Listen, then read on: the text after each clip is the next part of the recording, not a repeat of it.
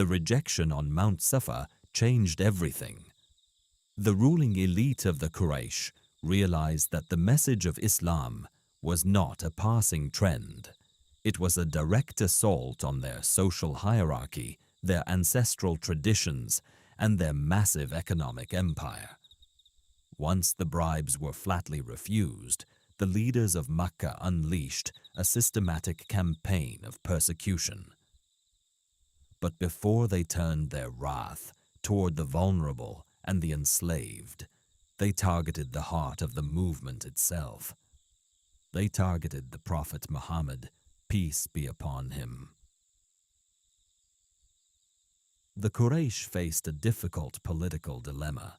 Because the Prophet was under the fierce tribal protection of his uncle, Abu Talib, they could not simply assassinate him without sparking a massive, bloody civil war within Mecca. Instead, they resorted to a brutal campaign of psychological warfare, public humiliation, and intense emotional abuse, designed to break his spirit and isolate him from society. The very streets he had walked for 40 years as Al-Amin suddenly became a gauntlet of hostility. The citizens who used to smile at him now looked away or spat as he passed. The psychological pressure inside his own neighborhood was relentless. One of his fiercest antagonists lived right next door, his own uncle, Abu Lahab, alongside the wife of Abu Lahab, Jamil.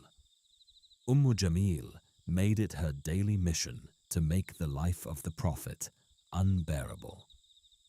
Every night, she would gather sharp thorns, twisted palm fibers, and filthy debris from the desert and carefully scatter them along the narrow pathway leading from the house of the Prophet.